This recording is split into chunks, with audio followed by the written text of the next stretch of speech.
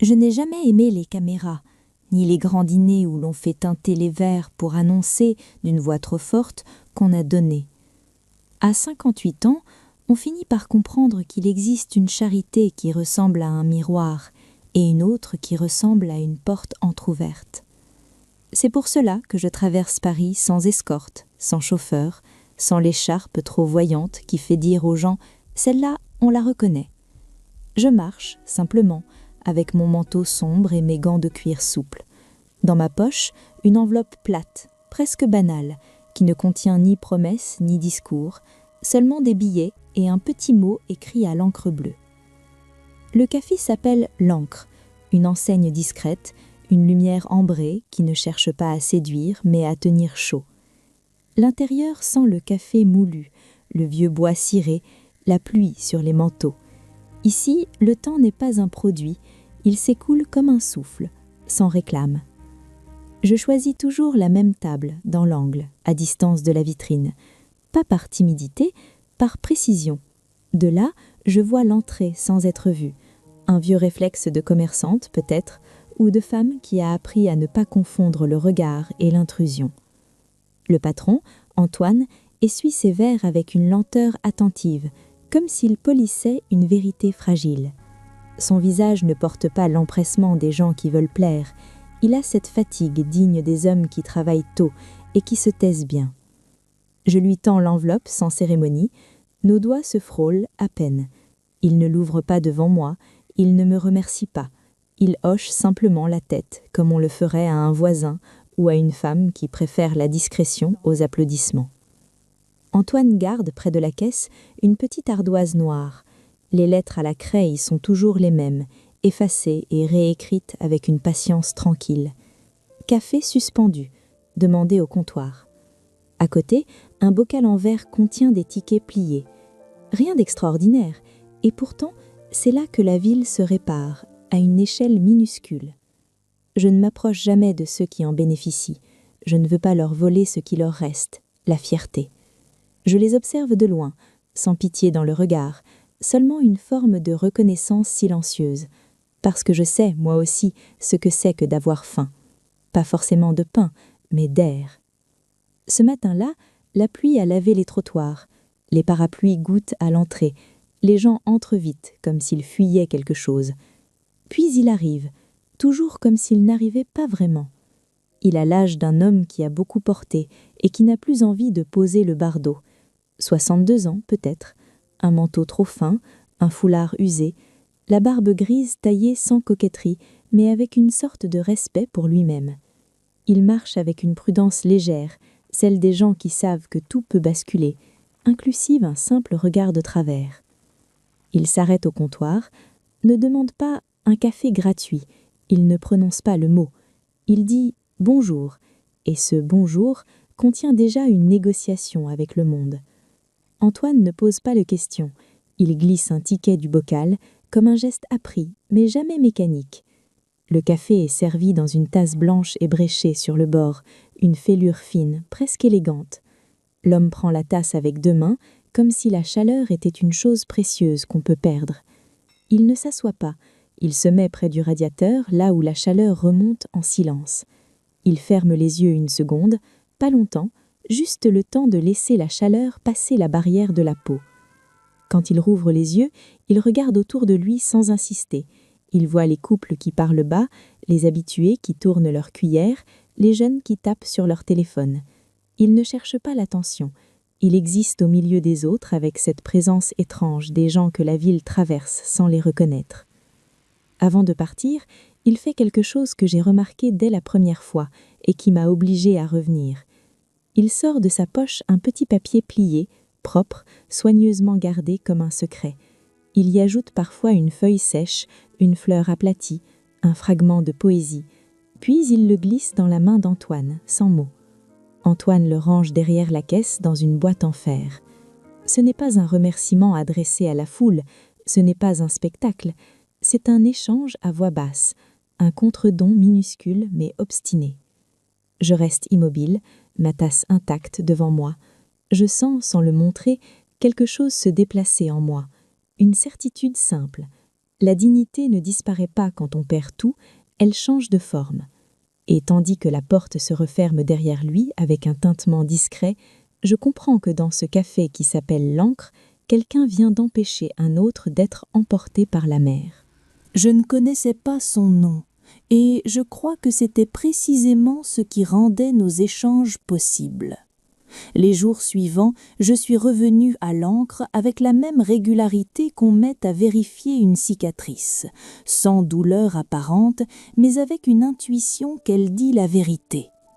Paris continuait sa course dehors, vitres tremblantes, bus haletant, talons pressés sur le trottoir humide, et pourtant, à l'intérieur, tout semblait plus lent, une lenteur de refuge. Il arrivait souvent après 10 heures, jamais à l'heure où les bureaux se vident, jamais à l'heure où les regards deviennent soupçonneux. Il choisissait le milieu de matinée, cet entre-deux où la ville se croit encore respectable. Il entrait sans se frotter les mains, sans quémander de chaleur. Il acceptait le ticket comme on accepte un fait, sans théâtre. Ce qui me frappait, c'était son attention. Pas une attention curieuse, intrusive, une attention d'homme qui a appris à lire ce qui n'est pas dit. Il observait la salle comme un avocat observe un jury, non pour dominer, mais pour comprendre où se trouve la faille. Ses yeux s'arrêtaient sur les détails, un sac trop neuf porté par des mains tremblantes, un col relevé trop haut, une façon de tenir la tasse comme on tient une ancre, justement. Il déchiffrait les silhouettes. Une fois, il s'est assis, pas longtemps, à une table près de la fenêtre, dos à la lumière, comme s'il ne voulait pas offrir son visage au monde.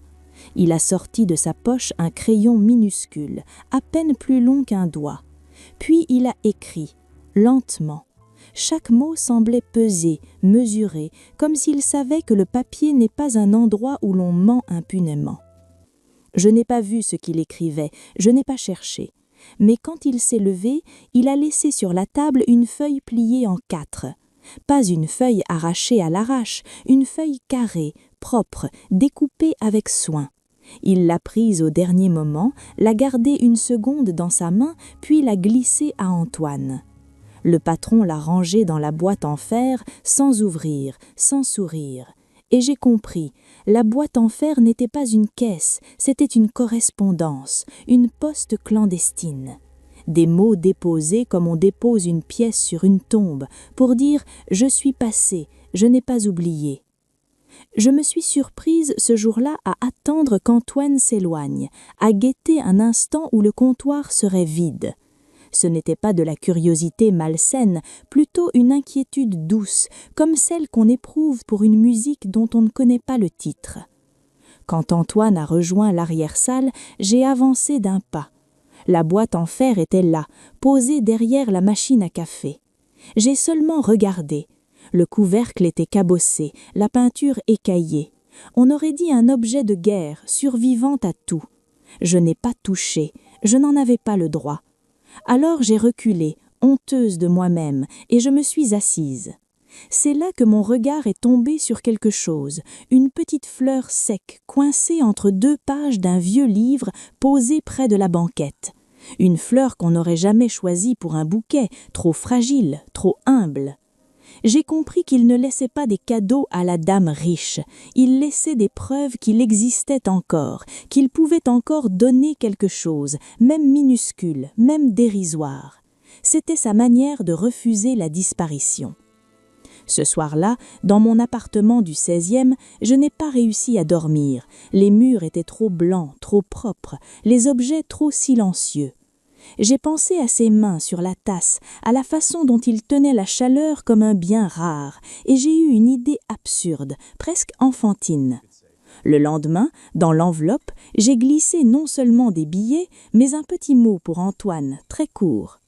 Si un jour il accepte, dites-lui que je voudrais connaître son prénom. Rien de plus. Je l'ai écrit comme on lance une bouteille à la mer, sans exiger qu'on la ramène. Le 3e jour, je suis entrée dans l'Ancre avec une sensation étrange, comme si mon propre nom était devenu trop lourd à porter. J'avais laissé le manteau sombre au vestiaire, choisi un trench plus simple, presque anonyme. Il pleuvait encore. Paris avait cette odeur de pierre mouillée et de métal froid, une odeur qui réveille les souvenirs qu'on croyait rangés. À l'intérieur, la lumière était la même, fidèle, et pourtant quelque chose avait changé. Antoine ne polissait pas ses verres. Il se tenait plus droit, les épaules légèrement remontées, comme un homme qui s'apprête à dire non ou à dire vrai. Son regard a glissé vers moi, puis vers la porte, puis de nouveau vers moi. Un balai minuscule, mais clair. Mon mot avait été lu. Je me suis assise sans ouvrir mon sac. Je n'avais plus faim, je n'avais plus soif. Je n'attendais pas une réponse, j'attendais l'instant où la vie se décide, sans prévenir. Il est entré. Même silhouette, même manteau trop fin, mais ce jour-là, il avait le col relevé, comme un rideau, et ses cheveux étaient plus peignés, comme si une ancienne discipline avait résisté au chaos. Il a salué Antoine, puis s'est arrêté 1/10 de seconde juste avant de tendre la main vers le bocal des tickets. Il n'a pas regardé l'ardoise, il a regardé Antoine directement.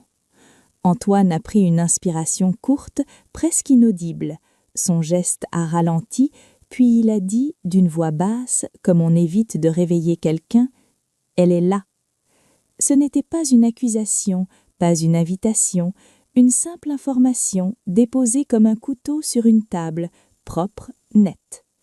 Je ne bougeais plus.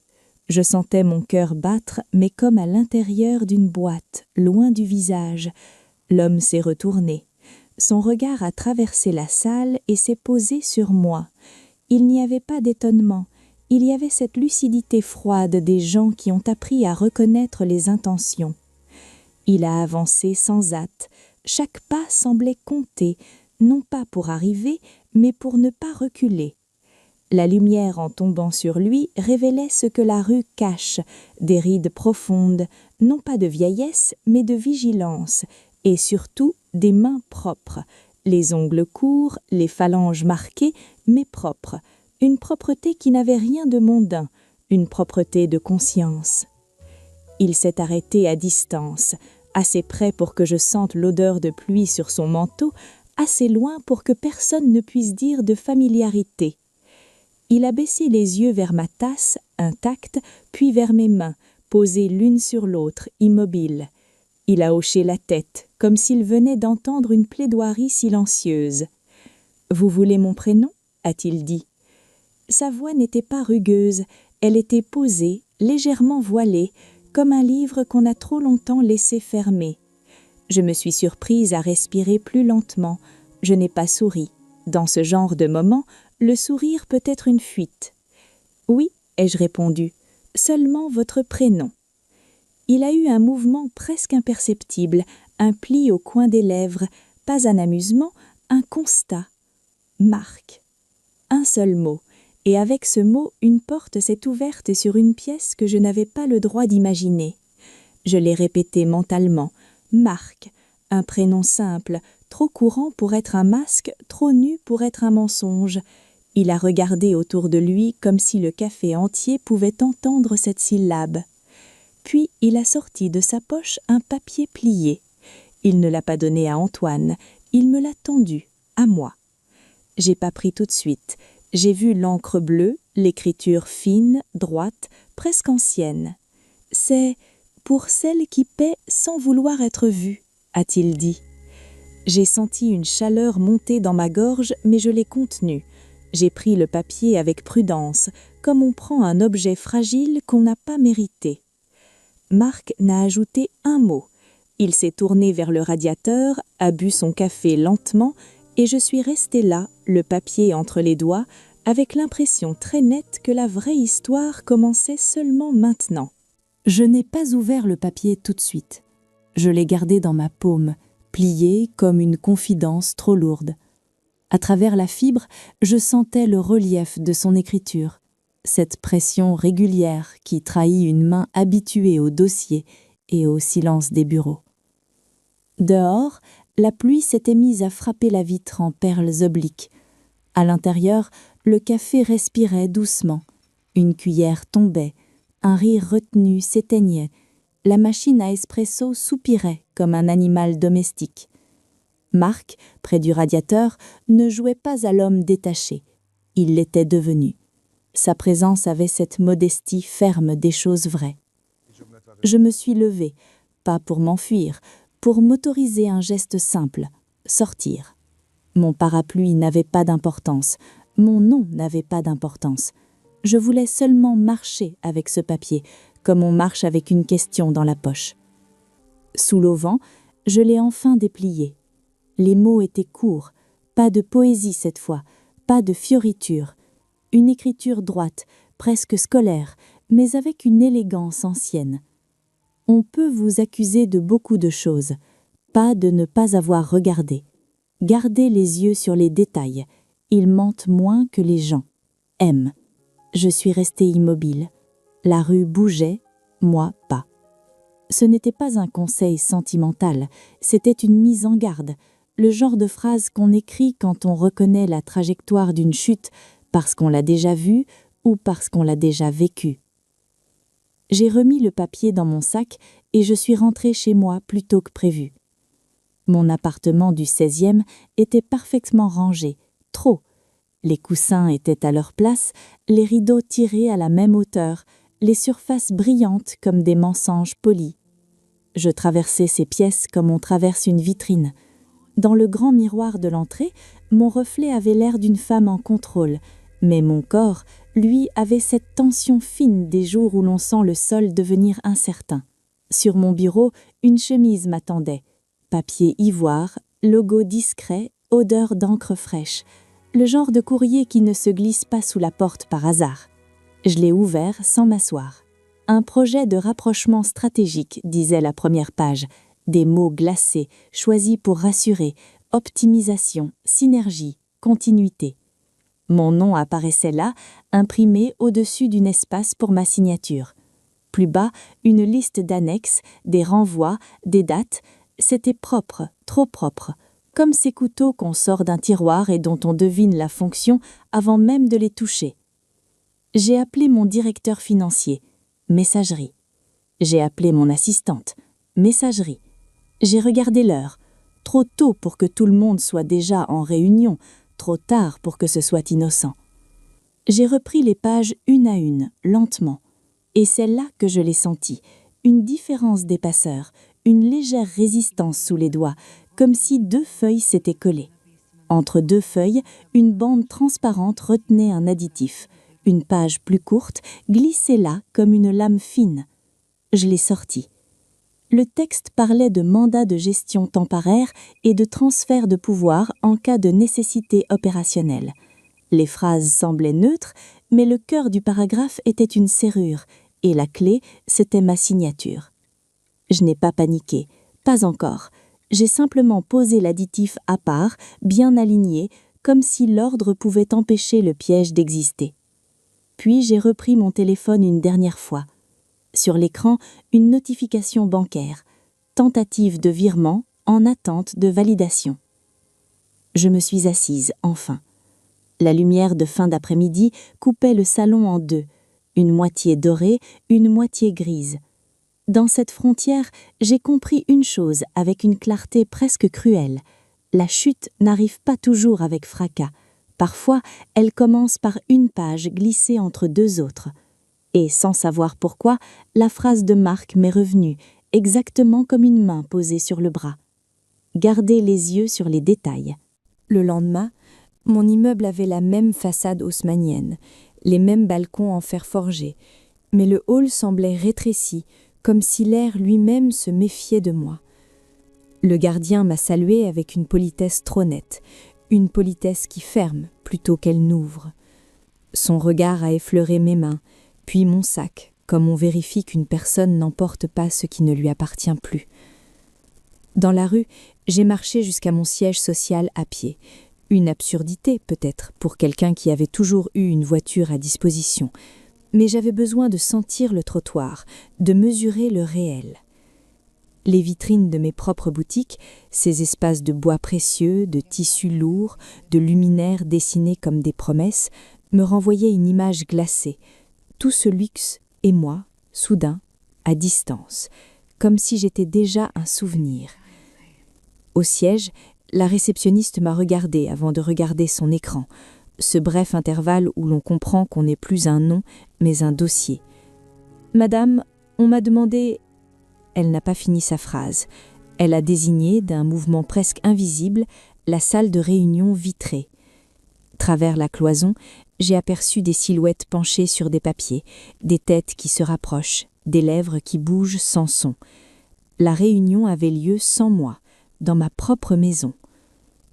Un homme que je ne connaissais pas s'est avancé, costume sobre, mallette rigide, sourire neutre. Il tenait une feuille à en-tête du tribunal. Le papier avait cette blancheur administrative qui ne pardonne pas. Il a parlé calmement, comme si la violence pouvait être rendue acceptable par la courtoisie. Une procédure, une enquête, des soupçons, un mot qui a traversé mon corps comme une lame fine. Abus de confiance. Et avec ce mot, une autre réalité s'est imposée. Ce n'était plus une affaire de réputation, c'était une affaire de vérité. Je n'ai pas haussé la voix, je n'ai pas supplié, j'ai demandé à voir les pièces. On m'a répondu qu'elles seraient communiquées selon les voix. Ces 3 mots, dits sans chaleur, ont fait tomber quelque chose en moi. Dans mon monde, on obtient tout par téléphone. Dans celui-ci, on attend. Plus tard, dans mon bureau, mon ordinateur refusait certains accès, des dossiers indisponibles. Mon badge ne passait plus au même rythme. Un silence s'était installé entre mes meubles, comme si même le bois massif hésitait à me soutenir. J'ai appelé ceux qui la veille encore m'appelaient Clara, avec une familiarité presque tendre. Les sonneries se succédaient, puis la messagerie. L'un d'eux a répondu enfin. Sa voix était aimable, mais déjà loin. « Clara, tu comprends, c'est délicat. On se rappelle. » Il n'y a pas de phrase plus froide que « on se rappelle » quand personne n'a l'intention de le faire. En fin d'après-midi, un autre message est arrivé. Cette fois, ce n'était pas un papier, c'était une notification. Mes comptes temporairement indisponibles. Un gel, disait la banque, avec des termes techniques, des formules qui se veulent rassurantes. Mais le résultat, lui, était brutal. Une femme qui avait toujours payé sans regarder les chiffres découvrait soudain le prix de chaque geste. Le soir, j'ai voulu rentrer chez moi. Dans l'ascenseur, les miroirs me renvoyaient une Clara parfaitement coiffée, parfaitement tenue, mais avec un regard qui cherchait une sortie. Devant ma porte, une enveloppe officielle m'attendait encore. À l'intérieur, des pages, des références, des dates. Une phrase revenait comme une prière sans foi, dans le cadre de l'enquête. Je n'ai pas pleuré, pas encore. J'ai posé mes clés sur la console, très doucement, comme si un bruit trop fort pouvait déclencher l'effondrement. J'ai ouvert mon dressing. Les robes alignées me regardaient comme des témoins muets d'une vie qui avait cru être stable. Je n'ai pris qu'une valise. Pas les joailleries, pas les foulards, pas les talons. J'ai choisi des vêtements simples, un pull, une chemise, un manteau. J'ai glissé mon passeport, quelques documents, mon carnet de notes et le papier de Marc, celui où il parlait des détails. En quittant l'appartement, j'ai éteint les lumières une à une. La dernière ampoule au-dessus du salon a dessiné sur le parquet une forme ovale, chaude, presque domestique. Puis tout s'est noyé dans le noir. Dans la rue, l'air de Paris m'a semblé plus rude. J'ai marché longtemps, sans destination claire, jusqu'à sentir mes épaules se contracter sous le poids d'une évidence. Je venais d'entrer dans une ville où l'on peut être entouré et pourtant devenir invisible. Et sans l'avoir décidé, mes pas m'ont ramené vers un quartier plus modeste, vers une enseigne que je connaissais déjà, l'Ancre, comme si au moment où tout se retirait, mon esprit cherchait la seule chose qui n'avait jamais menti, une lumière ambrée derrière une vitre. Je suis entrée à l'Ancre comme on entre dans une chapelle où l'on n'a jamais prié, avec une pudeur mêlée de nécessité. La chaleur m'a frappée d'abord, puis l'odeur du café, puis ce cœur discret des petites choses, une chaise qu'on racle sans y penser, une serviette qu'on plie, une vapeur qui s'élève et retombe. Antoine m'a regardé une seconde de trop. Pas par curiosité, par inquiétude. Il a vu ma valise. Il a vu mes chaussures plates. Il a vu surtout l'absence de cette assurance lumineuse qui me précédait autrefois comme un parfum. Je me suis installée à ma place, dans l'angle, et j'ai attendu. Je ne savais pas quoi attendre. Je savais seulement que je n'avais plus de bureau où être écoutée, plus de salon où feindre la normalité. Ici, au moins, personne ne me demandait d'expliquer l'inexplicable. Marc est arrivé plus tard. Il a fait ce qu'il faisait toujours. Un bonjour, une tasse, le radiateur. Puis son regard a glissé vers moi, et il a compris. Une compréhension sans mots, sans compassion affichée. Juste cette manière de constater, comme on constate la pluie. Il n'a pas approché. Il a seulement posé sa tasse et ses mains ont fait un geste très simple. 2 doigts sur la table, comme un point de rendez-vous invisible. Le soir, quand le café a commencé à se vider, Antoine a baissé un peu la lumière. Pas tout à fait, juste assez pour que les angles se fondent, pour que les silhouettes deviennent moins lisibles. À cette heure-là, on n'est plus dans le commerce. On est dans l'entre-deux, dans le temps où les gens qui n'ont nulle part vont, restent. Je les ai vus, un à un, se rassembler sans se donner l'air de se rassembler. Une femme aux cheveux blancs cachée sous un bonnet qui pliait soigneusement un sac en plastique comme si c'était du tissu. Un homme au visage creusé, le pas irrégulier, mais les yeux très vifs. Un jeune qui portait un gilet fluorescent d'éboueur trouvé je ne sais où et qui tenait ses gants comme un médecin tiendrait des instruments. Il ne parlait pas fort, il ne parlait presque pas. Marc a pris une serviette en papier et a dessiné dessus avec son petit crayon une ligne, 2 carrés, une flèche. Il n'avait pas besoin de phrases longues. Ses gestes étaient précis, comme ceux d'un homme qui a connu les dossiers avant de connaître le froid. Ils sont sortis ensemble, mais pas en groupe, à quelques mètres les uns des autres, comme des passants ordinaires. Je les ai suivis de loin, sans manteau de luxe, sans bruit de bijoux, avec seulement mon souffle dans l'air. Ils n'ont franchi aucune grille, ils n'ont pénétré dans aucun lieu interdit. Ils ont attendu un coin de rue, près de bureaux modernes dont les vitres reflétaient des néons. Sur le trottoir, des sacs noirs étaient alignés pour la collecte du matin, des cartons, des enveloppes, des rebuts de journée, abandonnés là, dans l'indifférence administrative de la ville. Le jeune au gilet fluorescent a soupesé un sac, l'a posé, en a ouvert le haut avec une lenteur respectueuse, pas comme un voleur, comme un homme qui sait qu'il touche à ce que d'autres ont cessé de considérer comme une chose. Marc s'est agenouillé. Il ne fouillait pas frénétiquement, il triait. Un geste de bibliothécaire dans un monde qui ne lit plus. Il a sorti des lambeaux de papier, des bandes fines coupées trop vite, des fragments de tableaux, des morceaux de phrases, des signatures amputées. Il les a posés à plat sur un carton, protégé du vent par la paume de sa main. La femme au bonnet a tenu un sac ouvert, comme on tient un rideau.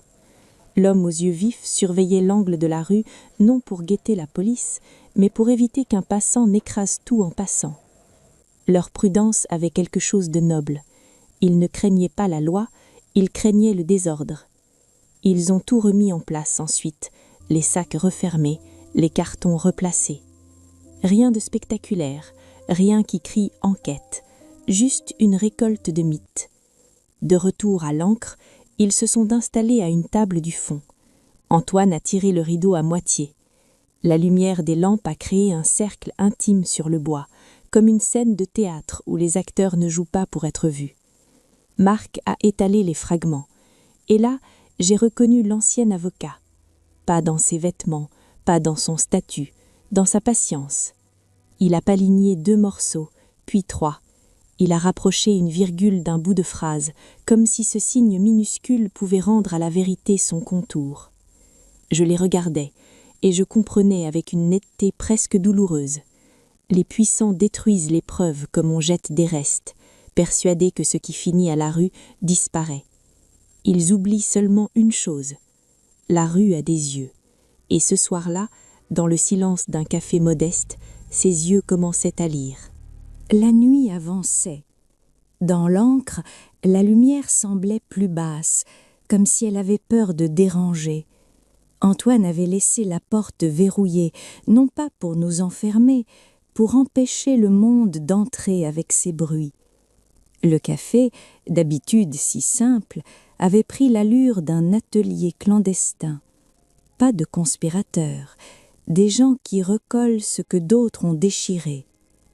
Marc n'a pas demandé mon avis, et il n'a pas cherché mon approbation. Il a simplement glissé vers moi un fragment de papier où l'on distinguait à peine un logo embossé et une ligne de chiffres. Ses doigts ont tapoté 2 fois la table. « Regardez-la ». J'ai penché la tête. Le papier portait une odeur de poussière et de tonnerre, cette odeur des bureaux où l'on imprime des décisions sans en assumer le poids. Un numéro de dossier, partiel, une référence à une facture, coupée en plein milieu. Je n'étais pas juriste, mais j'étais chef d'entreprise depuis 30 ans. Je reconnaissais les traces des flux, un fournisseur, une date, un montant. Les habitudes du mensonge sont toujours comptables. Marc, lui, travaillait comme s'il retrouvait son souffle, avec une méthode ancienne. Il triait les morceaux par texture, papier à en-tête, papier standard, papier carbone. Il séparait les fragments imprimés recto-verso de ceux qui n'avaient qu'une face, puis il alignait les bords, comme on aligne des faits. À chaque rapprochement, un détail renaissait, un prénom, un paraphe, une adresse mail, une mention de confidentialité.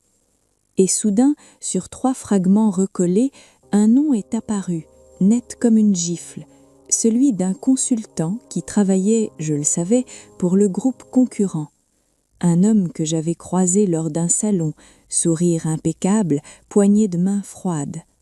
Je n'ai rien dit. J'ai senti simplement mes épaules se raidir. La vérité a cette première phase. Elle ne parle pas, elle serre. Marc a pris un autre fragment, plus petit, presque insignifiant, un bout de phrase, témoignage, puis plus bas, rémunération, et là une autre ligne, en espèces, coupée avant la fin. Il a levé les yeux vers moi, pas pour m'accuser, pour vérifier que je comprenais l'enjeu.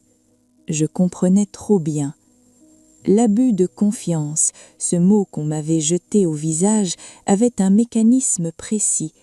On prétend que j'ai détourné des fonds ou un bien qui m'avait été remis dans le cadre de mes fonctions et que je les ai utilisés contre l'intérêt de ceux qui me les avaient confiés. C'est une accusation qui s'accroche facilement à une dirigeante. Il suffit d'un contrat, d'un virement, d'un témoin qui a affirmé avoir vu l'intention. La justice n'aime pas les intentions floues, elle aime les traces. Marc le savait. On voyait cette connaissance dans sa manière de respirer avant de bouger un morceau, dans la façon dont il évitait les grandes phrases. Il ne construisait pas une histoire, il reconstruisait une pièce. Sur un autre papier, une date est apparue, celle de la réunion où l'on avait tenté de me faire signer l'additif. Sur une autre, un mot, scénario. Et, plus loin, comme un fil noir, une liste de noms. Un témoin dont je n'avais jamais entendu parler, un montant et une mention contre-déclaration. Je me suis sentie vaciller, mais je me suis retenue, pas par orgueil, par nécessité. Dans ce genre de moment, la panique est un luxe qu'on ne peut plus se permettre. Antoine, silencieux, a posé une carafe d'eau et des verres. Son geste était simple, mais c'était une façon de dire « vous n'êtes pas seul ».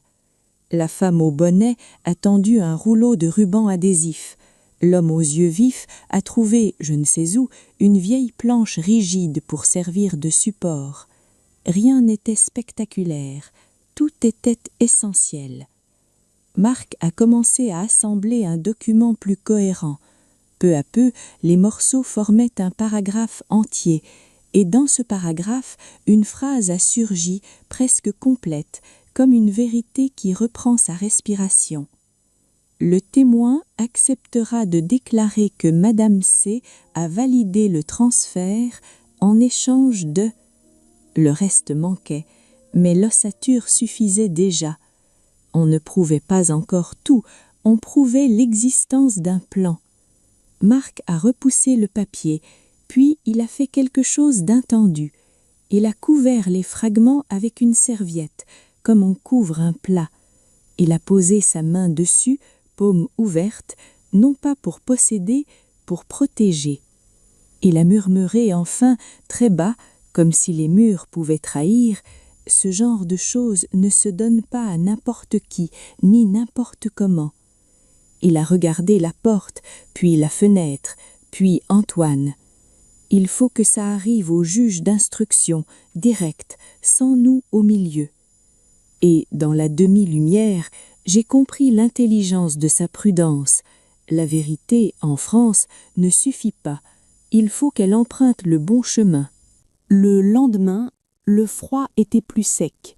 Pas ce froid humide qui colle à la peau, un froid tranchant, presque propre, qui rend les rues plus nettes et les visages plus durs. J'ai quitté la petite chambre de l'hôtel modeste où je m'étais installée, près de l'Ancre, comme si la proximité de ce café pouvait tenir mon monde en équilibre. La moquette sentait le produit ménager. La fenêtre donnait sur une cour grise. Rien ne ressemblait à ma vie d'avant, et c'était précisément ce qui me rendait attentive. À l'Ancre, Marc était déjà là. Il n'avait pas dormi, ou alors pas vraiment. Ses yeux avaient cette fatigue contenue des gens qui savent que l'essentiel se joue dans des détails invisibles. Sur la table, il avait disposé une enveloppe Kraft, épaisse, sans adresse, sans nom. À côté, une feuille blanche avec quelques lignes dactylographiées. Pas une lettre sentimentale, un résumé, clair, sec, comme une pièce jointe. Il m'a fait signe de m'asseoir. Il ne m'a pas demandé si j'avais peur. Il ne m'a pas dit « tout ira bien ». Il a simplement poussé la feuille vers moi. Je l'ai lu. Il expliquait qu'un ensemble de documents déchirés, récupérés dans les déchets abandonnés sur la voie publique, laissait apparaître des éléments concordants. Préparation d'un faux témoignage, rémunération d'un tiers, mention d'un scénario destiné à attribuer à la dirigeante, moi, la validation d'un transfert. Il n'affirmait rien au-delà de ce que les fragments montraient. Il proposait, il soumettait, il respectait la nuance, cette chose que la vérité exige pour rester crédible. Je l'ai regardé. Je voulais lui demander comment il pouvait être aussi exact, et en même temps, je n'osais pas, comme si prononcer avocat, ici, dans ce café, risquait de réveiller une honte ancienne. Marc a pris l'enveloppe Kraft, il l'a ouverte et j'ai vu ce qu'il avait préparé, les fragments recollés, protégés par des feuilles transparentes, numérotées au crayon. Il avait même ajouté une petite page, inventaire des pièces, le geste d'un professionnel, malgré tout, malgré la rue, malgré la chute. Il a refermé l'enveloppe, puis l'a retournée. Avec une règle invisible, il a tracé l'emplacement d'une adresse, mais il n'a pas écrit.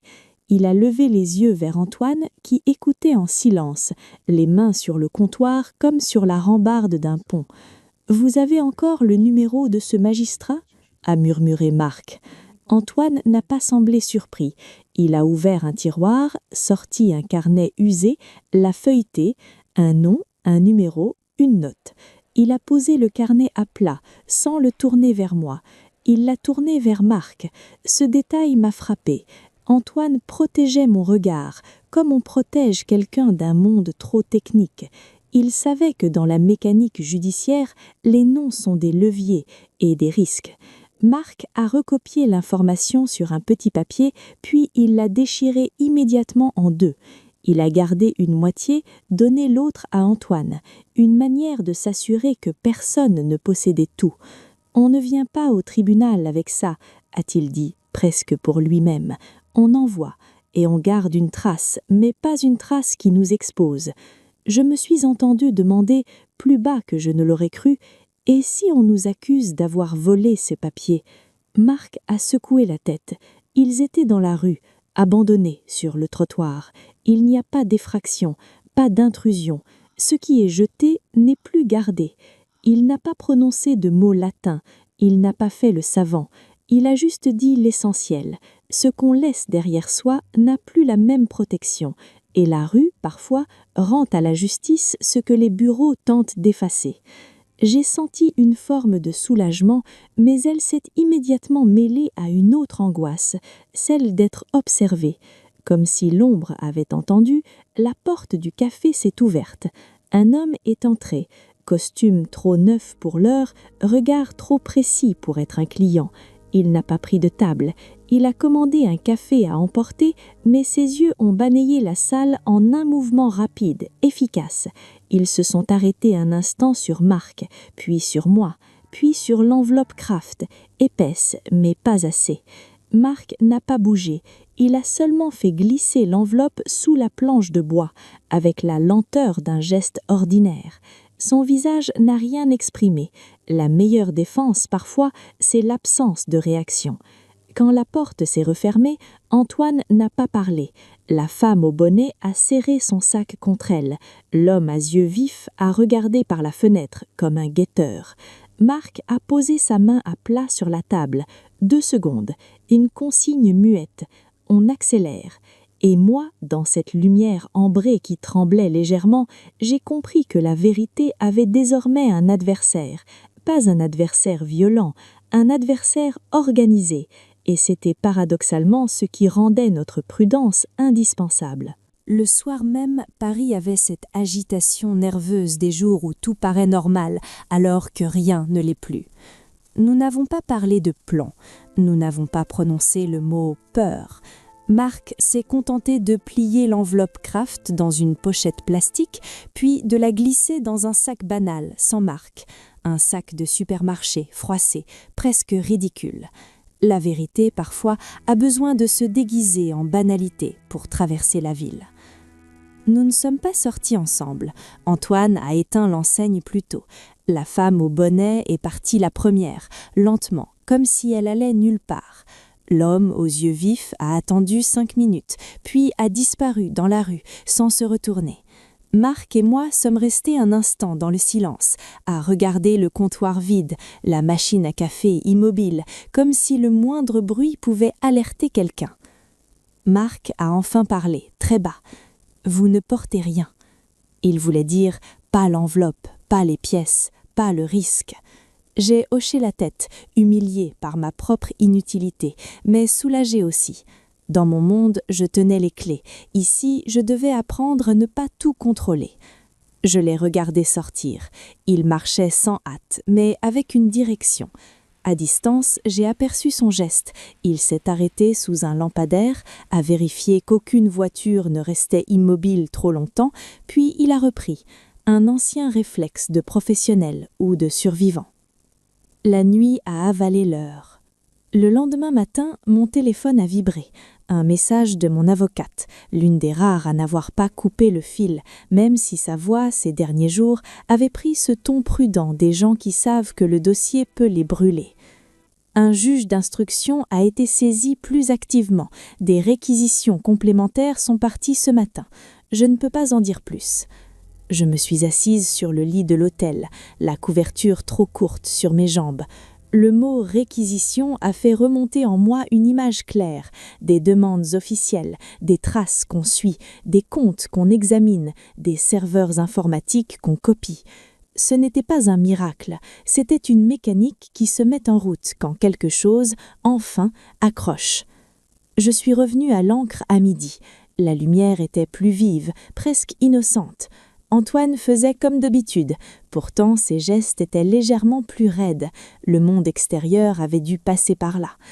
Marc n'était pas là. À la place, sur ma table, un petit papier plié.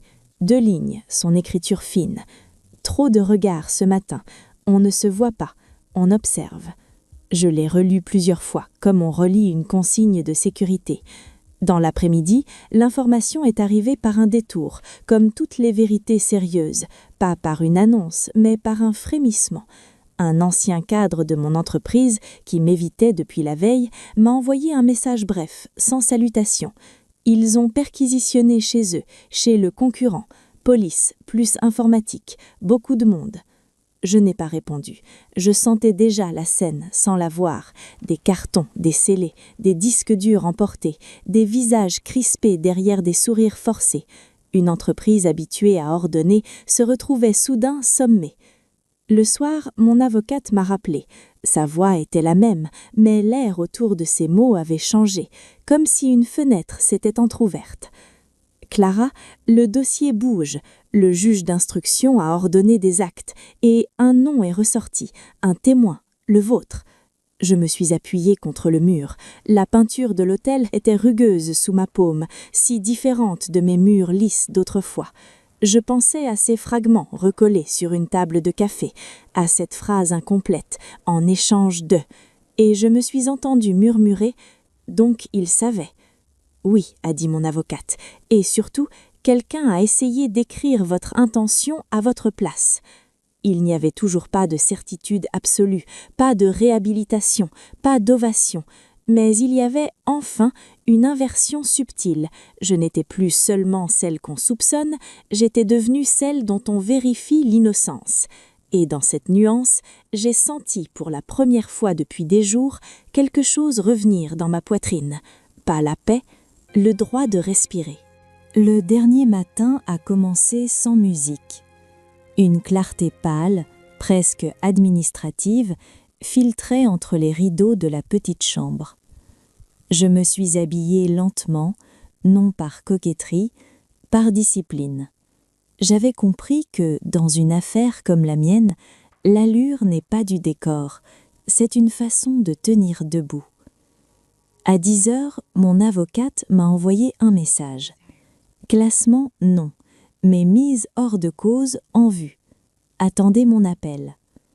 Une phrase prudente, sans triomphe. La justice française ne distribue pas des fins heureuses. Elle déplace des lignes, elle replace des responsabilités. Elle fait son travail à sa vitesse. Je suis descendue dans la rue avec un simple manteau, un sac léger. La ville me regardait moins. Ou peut-être étais-je devenue moins bruyante, moi aussi. J'ai marché jusqu'à l'Ancre comme on marche vers une vérité modeste, sans fanfare. Antoine m'a accueilli d'un signe de tête. Il avait mis des fleurs sur le comptoir, 3 tiges, pas plus, dans un verre épais. Rien de décoratif, un geste de présence. Marc était là, déjà assis, mais pas près du radiateur cette fois, à une table centrale, à la vue de tous. Ce déplacement à lui seul disait « on n'a plus besoin de se cacher autant ».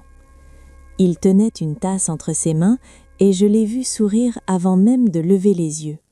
Un sourire discret, presque embarrassé, comme si la joie chez lui avait oublié comment s'installer. Je me suis assise en face. Nous n'avons pas parlé tout de suite. Le silence n'était plus un vide, c'était une pause, une respiration. Autour de nous, le café vivait. 2 femmes âgées partageaient une viennoiserie, un homme lisait le journal avec une lenteur soigneuse, la machine à espresso faisait son bruit de mère domestiquée. Mon téléphone a vibré. L'appel de mon avocate. Je n'ai pas mis le haut-parleur. Je voulais garder cette intimité avec la phrase qui allait décider d'une partie de ma vie. Sa voix a été claire, presque sèche, comme lorsqu'on annonce un fait qu'on a trop attendu. « Clara, le juge d'instruction a retenu l'hypothèse de la manœuvre. Vos comptes vont être progressivement dégelés. On vous a restitué une partie de la gestion et surtout, on s'oriente vers une mise en examen d'un cadre chez le concurrent et du témoin rémunéré. On tient la chaîne. » Je n'ai pas demandé « suis-je lavé ?» Je savais que ce mot n'existe pas vraiment. Il y aura toujours une rumeur, une trace, un doute chez ceux qui aiment les histoires simples. Mais juridiquement, l'air se rouvrait. Quand j'ai raccroché, Marc a incliné la tête, comme s'il avait entendu la musique à travers mon silence. « Ça bouge », a-t-il dit. J'ai simplement répondu « oui ». Et ce oui n'avait rien d'un miracle, c'était une conséquence. Je l'ai regardé, lui, cet homme que la ville avait classé parmi les ombres. J'ai repensé à mes premières enveloppes, à ma distance soigneuse, à mon désir de donner sans être touché. Puis j'ai compris que sans le vouloir, je m'étais protégée autant que je protégeais les autres. Antoine est venu poser une assiette sur la table. Pas une pâtisserie sophistiquée, 2 tartines, du beurre, de la confiture. Un petit déjeuner tardif, simple, presque familial. Son geste disait « Vous avez faim de normalité ». Marc a sorti de sa poche quelques pièces, les a alignées sur la table avec une précision presque cérémonielle. Il les a poussées vers Antoine. « Un café », a-t-il dit. « Pour elle. Cette fois, c'est moi. » Il a ajouté après 1 seconde, sans regarder mes mains, « J'ai vendu des journaux et j'ai gardé la monnaie. » Ce n'était pas de l'orgueil, c'était un retour d'équilibre, la dignité encore. Je n'ai pas eu envie de protester, j'ai laissé ce geste exister. J'ai senti dans ma gorge une émotion qui voulait devenir des mots, mais je l'ai laissée rester là, chaude et silencieuse. « Marc, » ai-je murmuré, « qu'allez-vous faire maintenant ?» Il a regardé la tasse, puis la vitre, puis la rue, et il a répondu sans grand projet, mais avec une vérité calme. « Continuez, mais autrement. » Je n'ai pas promis de le sauver, je n'ai pas sorti une carte, un contrat, une proposition héroïque. J'ai compris que ce serait obscène presque. On ne répare pas une vie en signant un papier au nom de la gratitude. Alors j'ai fait la seule chose juste, j'ai ouvert mon sac, j'ai sorti le petit papier qu'il m'avait donné le premier jour, celui des détails. Je l'ai posé entre nous, sur la table, comme une preuve intime. Puis j'ai levé les yeux. « J'ai perdu beaucoup, » ai-je dit, doucement. « Mais j'ai gagné ceci. Je ne regarderai plus jamais la ville de loin. » Marc a hoché la tête.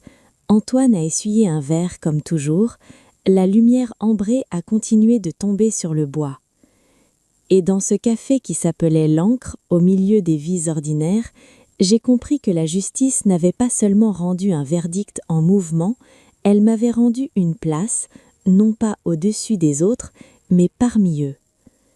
Il y a des histoires qui ne donnent pas de leçons, elles déplacent simplement le regard. Mondou invisible m'a appris cela, lentement, sans éclat. J'ai longtemps cru que la justice était une affaire de bureau, de signature et de voix autorisée. J'ai découvert qu'elle commence bien avant, dans des gestes minuscules. Quelqu'un qui observe sans être vu, quelqu'un qui ramasse ce que les autres jettent, quelqu'un qui refuse de disparaître. La vérité, en France comme ailleurs, ne surgit presque jamais comme une révélation soudaine. Elle se reconstruit, patience après patience, détail après détail. J'ai aussi compris que la dignité n'est pas liée au statut.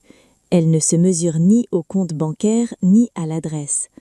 Marc, qui dormait dehors, possédait une chose que beaucoup de dirigeants perdent sans s'en rendre compte, le respect de la nuance. Il savait que la justice n'aime ni le bruit ni les raccourcis. Elle préfère les faits modestes mais solides. Et moi, Clara, qui croyais donner sans m'impliquer, j'ai appris qu'on ne reste jamais intact lorsqu'on regarde vraiment. Aider de loin est confortable, aider de près transforme. Parfois, cela oblige même à tomber pour comprendre ce que signifie se relever sans privilège. Cette histoire ne dit pas que tout finit bien, elle dit autre chose de plus exigeant. Que la vérité demande du courage silencieux, que l'intelligence collective peut naître là où on ne l'attend pas, et que les personnes que la société rend invisibles voient souvent plus clair que celles qu'elle applaudit. Alors, à vous qui écoutez ou lisez cette histoire, j'aimerais vous poser quelques questions, sans attendre de réponse parfaite. Avez-vous déjà été jugé sur une apparence, un statut, une rumeur, sans que l'on prenne le temps de regarder les faits ? Avez-vous déjà rencontré quelqu'un que tout le monde ignorait, mais qui portait une vérité essentielle? Et si demain, tout ce qui vous définit socialement disparaissait, qu'est-ce qui resterait de vous? Si cette histoire a fait écho à quelque chose de personnel, une injustice, une rencontre, une chute ou une reconstruction, je vous invite à le partager. Votre ressenti, votre expérience, votre souvenir n'ont pas besoin d'être spectaculaires pour être précieux. Parfois, raconter, c'est déjà refuser l'invisibilité.